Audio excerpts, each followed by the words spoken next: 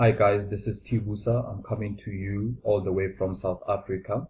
And today I would like to speak to you about the current unfair financial world order. And I'll begin by saying this, that in the ancient times, there was no money. People exchanged things or goods, or simply shared something they had enough and to spare with others. And the people who did the study of this, they called this that the gift of economy. It was people exchanging gifts for service or exchanging gift for whatever it is that they needed, for food or whatever it is, because there was no money during that time. Through the introduction of paper money instead of commodity, opportunities opened up for banks and the state to speculate and get profit, but caused a host of negative aspects for the economy, in particular for the ordinary citizens and the ordinary people. In our days, money is no longer a measure of labor. We have become servants of money, especially of those who print it. Thomas Jefferson of America once said that, "I believe that the banking institutions are more dangerous to our liberties than standing armies. If the American people ever allow private banks to control the issue of their currency, the banks will deprive the people of all property until their children wake up homeless on the continent their fathers conquered for." This was a saying by Thomas Jefferson. Let us look at the banks today. How is money circulated, or how is money printed, or how is money generated? You've got the Federal Reserve Bank of America, you've got the World Bank, you've got the Reserve Bank of South Africa. All of these are groups of private bankers who have stolen money creation process from all the people across the world. Most people think or still believe that these corporations are an agency of the government working in our best interest. And I'm here to tell you that they are not working on our best interest. There is no greater form of evil in the world today. Let us explore the banking system, or let us explore the banking pyramid. Let us explore the banking scam. Banking scam, money is a trick.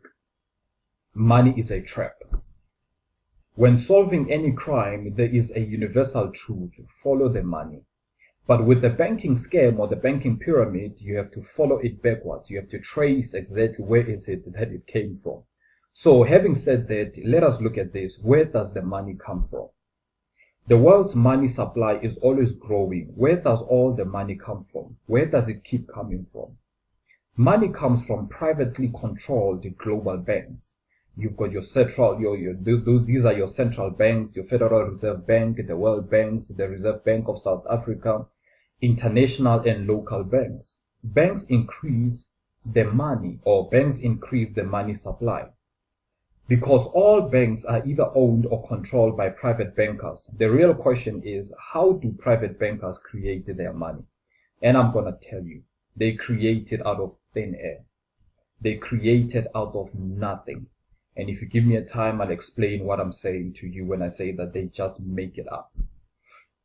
And this is amazing.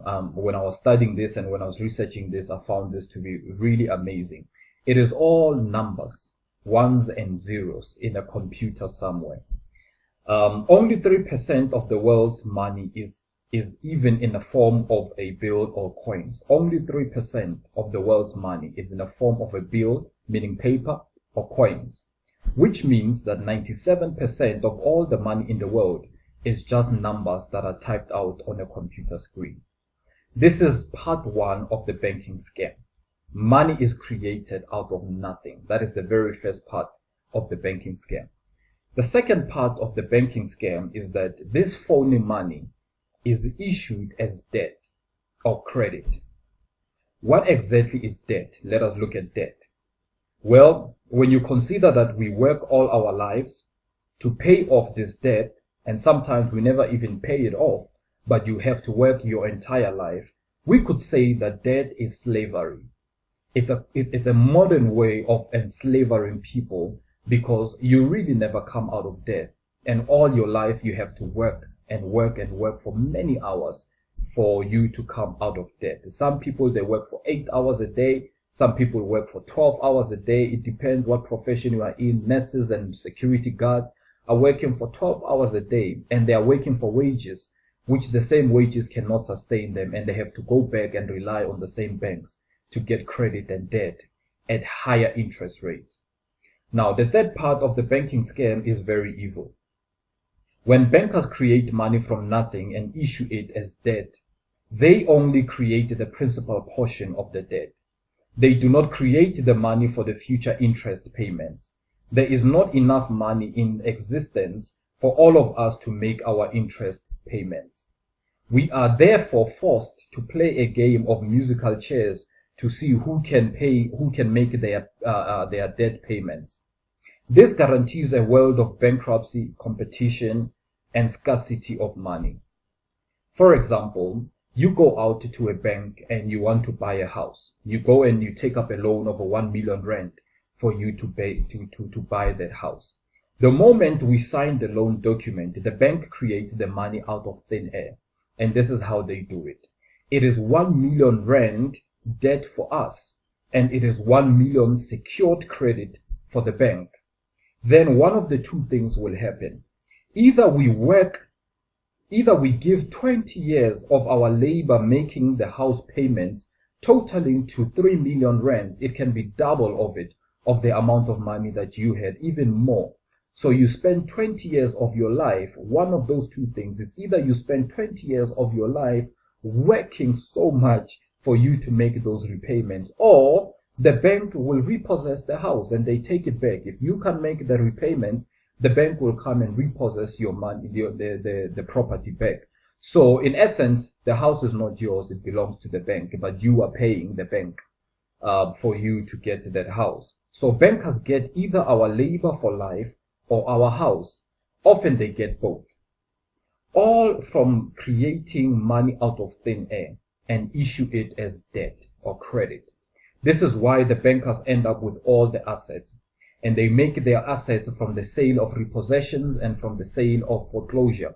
If you think about it, the house that you applied for 1 million rand, you apply for 1 million rand and you have to work for 20 years and you sign the 20-year contract.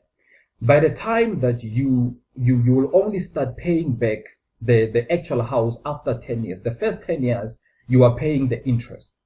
It is only after the 10 years, after the first 10 years, that you are actually starting to pay for the second bond. For the actual bond.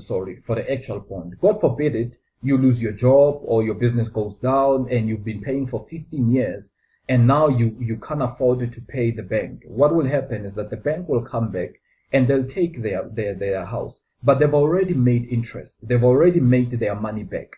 Because the first 10 years that you have lived, you've been paying for interest. The second 10 years, you are actually paying for the actual bond. But you have paid it for 15 years and now you are unable to pay. The bank will come and repossess. And this is what they will do. After repossessing, they will list the property for auction. And what's going to happen there is that they will make you believe, or they'll make the buyer believe, that they are selling this house with a discounted price. But they are really not selling the house because they've already made their money back. The person who buys the house from an auction most probably is going to finance the very same house with the very same bank. Meaning that now they've got two mortgages on the same bank, on the same house, same property, excuse me. So the person who buys this house on auction, they apply for loan. They too start paying interest the first 10 years of their lives.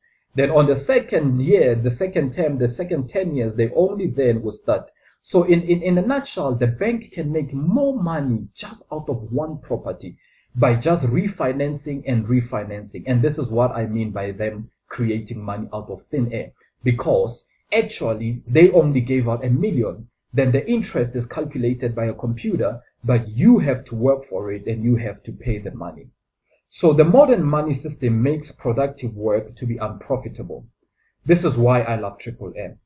But Triple M is bridging the gap by uniting youth enthusiasts from around the world who believe that the exchange of donation is something absolute, and also believe that exchange of donation can make financial relations even more fair. We can change the world for the better. We can definitely change the world for the better with Triple M. If people are united and help each other, then they will be free, since they will be able to provide themselves with a decent standard of living without additional assistance from the government and from the bank. Triple M is building a new model of economic relations, which will make the world more humane. And this is why we say a triple bank, and this is why we say a triple M. Together we can change the world. We can only do it together. The world is unfair. The richer are getting more rich. The poorer are getting more poor. And with this network, then we have the opportunity not only to improve our lives, but to change our lives and to help those who are caught in this trap of the financial world system, which is so unfair. So this is the world financial system, and I hope that your eyes have been opened by this little recording that I did right now. I do believe, just like the creator of Triple M, Serge Mavrodi, when he says that the financial apocalypse is upon us.